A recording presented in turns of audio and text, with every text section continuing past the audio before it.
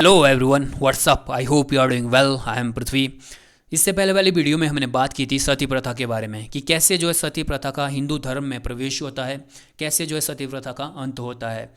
जितने भी ये कानून थे, फिर चाहे वो सती प्रथा निषेध अधिनियम हो, फिर चाहे बाल विवाह निषेध अधिनियम हो, दास प्रथा निषेध अधिनियम हो, जितने भी ये कानून हुए, इन कानूनों ने भारतीय समाज सुधार में बहुत ही महत्वपूर्ण भूमिका निभाई थी। इसलिए जो है हमारे लिए इंपॉर्टेंट हो जाते हैं। एग्जामिनर सीधे सीधे क्वेश्चन पूछता है कि शारदा अधिनियम किससे जुड़ा है, सती प्रथा अधिनियम कब पारित हुआ था। तो बहुत सारे क्वेश्चन जो है इन टॉपिकों से आते हैं। सो आज का जो हमारा डिस्कशन होगा वो होगा बाल विवाह पर। तो चलिए अपना डिस्कशन स्टार्ट करते हैं। जनरली जब भी हम बात करते हैं बाल विवाह की, तो हमारे माइंड में पिक्चर बनती है कि छोटे छोटे बच्चों की शादी। एम आई राइट? तो जो भारतीय इतिहास है उसमें जो बाल विवाह होता था ना, वो ऐसा नहीं होता था। बहुत ही रेयरली जो था वो बाल विवाह होते थे कि बच्चों की शादियां होती थी उसमें। लेकिन जो एक्चुअल में जो शादियां होती थी उसमें जो लड़का होता था वो 30 से 40 साल का होता था, मतलब उसको हम अंकल भी कह सकते हैं। और जो लड़की होती थी वो 12 से 13 साल की होती थी, मतलब अभी छोटा सा, मतलब उसका बचपन जो है शुरू हो रहा होता है। और उसे जो है तभी जो है शादी के बंधन में बांध दिया जाता है। उसमें जो है वो शादी की जो बेड़ियां हैं उसके पैरों में बांध दी जाती है। और जब जो है हमारा भारतीय समाज एक ऐसा समाज था जिसमें बहुत सारी कुरीतियाँ शामिल थी, जैसे कि पर्दा प्रथा हो गया, दास प्रथा हो गया, साथ ही साथ जो है सती प्रथा भी था। एक्चुअली में क्या होता था कि जब इनकी शादी होती थी, मतलब लड़का जो है 40 साल का होता था, लड़की 13-14 साल की होती थी।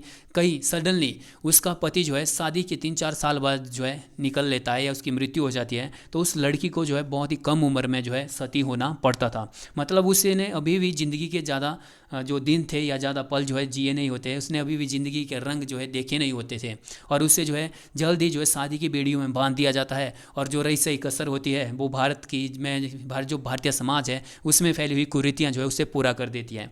और इसी प्रथा को समाप्त करने के लिए सबसे पहले जो है कानून आता है 1872 में, जिसे हम कहते हैं नेटिव, या नेटिव लिखा हुआ है गाइस, यहाँ पर नेटिव करना आपने, ओके। Native marriage act 1872। इस एक्ट के तहत जो है लड़कियों की जो शादी थी या लड़कियों के विवाह की जो उम्र निर्धारित की गई वो की गई 14 वर्ष।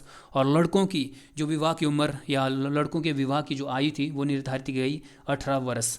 लेकिन ये जस्ट एक फाइलों में ही था। ये जो है अच्छे से जो है जो ग्राउंड लेवल पर अप्लाई नहीं हो पाया था। उस दौर में जो है बहुत ही ह्यूज लेवल पर जो ये प्रथा प्रचलित थी। हरविलास शारदा एक ऐसे व्यक्ति जिन्होंने बाल विवाह को रोकने में सबसे इम्पोर्टेंट रोल अदा किया था। जिस तरह सती प्रथा को रोकने में राजा राम मोहन राय जी का सबसे बड़ा हाथ था, सेम उसी तरह हरविलास शारदा जी का बाल विवाह को रोकने में सबसे बड़ा हाथ है। इनका जन्म अजमेर में 3 जून 1867 को होता है और इनकी मृत्यु 20 जनवरी 1955 में अजमेर में ही हो जाती है। ये जो थे एक शिक्षाविद थे, मतलब लोगों को एजुकेट करते थे, एक न्यायाधीश थे, एक जुडिशियल पर्सन थे, एक जज थे और एक समाज सेवी थे। ये जो है 1924 में अजमेर से इलेक्शन जीत कर जो है केंद्रीय विधानसभा के सदस्य बनते हैं।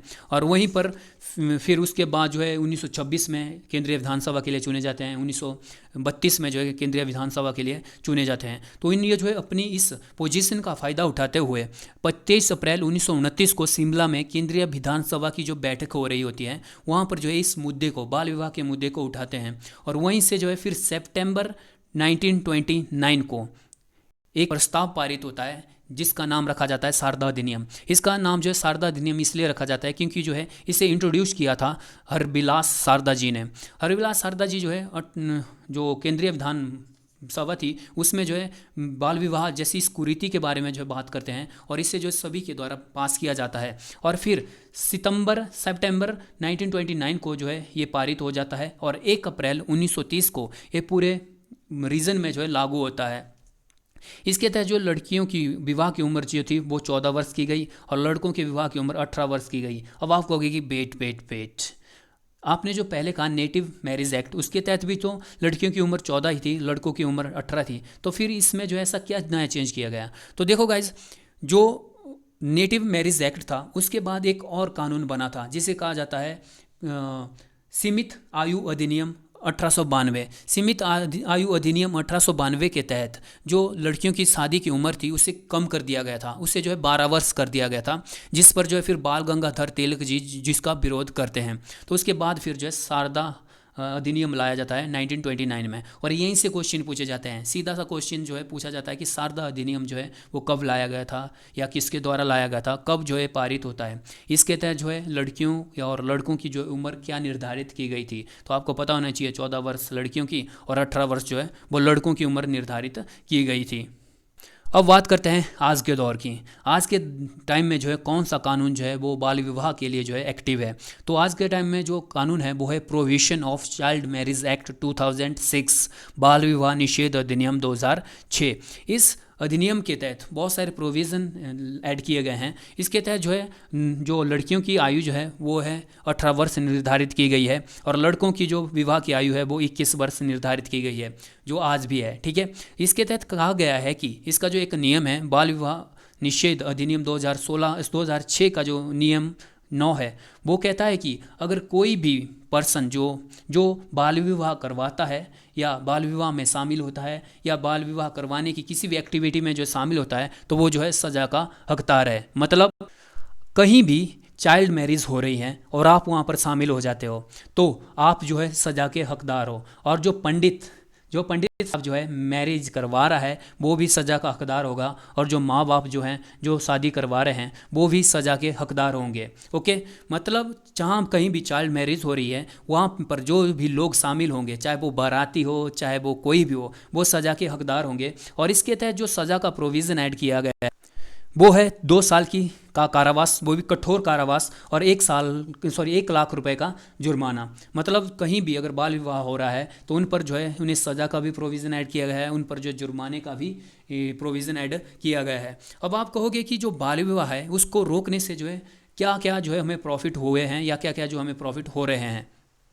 प्रॉफिट से मेरा ये मतलब नहीं है कि ये कोई बिजनेस है, मतलब कहने का मतलब है कि देखो गाइस, अगर चाइल्ड मैरिज रोक दी जाएगी तो उससे क्या हो रहा है कि हमारे देश में जो शिशु मृत्यु दर कम हो रही है। मतलब जब हम जो चाइल्ड मैरिज होती थी ना, उसमें जो लड़की होती थी उसकी जो गर्भ धारण करने की जो अवस्था होती थी वो अच्छे से डेवलप नहीं हो पा रही थी। मतलब वो अभी जो है वो इतनी विकसित नहीं हो गई थी कि वो जो है गर्भ जो है धारण कर सके।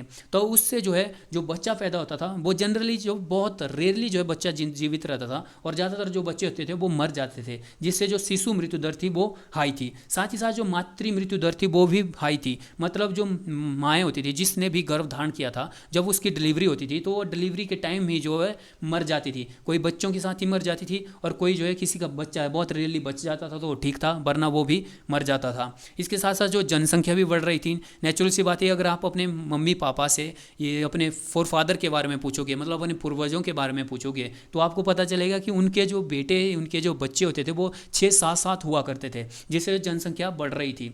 और नेचुरल सी बात है कि उस टाइम में जो है एजुकेशन उतनी अच्छे से नहीं मिल पाती थी सबको। मतलब एक बहुत बड़ा तबका जो था वो एजुकेशन से टच नहीं था, मतलब उनको जो एजुकेशन नहीं मिलती थी, जिसकी वजह से उनमें जागरूकता की कमी थी। लेकिन आज देखोगे आप कहीं सरकार बैनर लगा रही है, कहीं पर ऐड दे रही है कि जो जागरूकता बढ़ाने के लिए जो सरकार लगातार काम कर रही है। आजकल जो है लड़कियां पैदा करने पर जो है पैसे में दिए जाते हैं कि उनकी पहले ही, मतलब जब वो पैदा होगी सरकार जो है उनके खाते में जो है पहले ही पैसे डिपॉजिट कर देती है, और जब वो 18 साल की होती है तो उसके बाद जो है वो पैसा जो है निकाल सकती है अपने खर्चे के लिए। तो बहुत सारे काम किए जा रहे हैं इसके लिए। तो गाइज़, ये था बाल विवाह निषेध, और इस वीडियो में बस इतना ही। मिलते हैं नेक्स्ट वीडियो में, तब तक के लिए बाय बाय गाइस।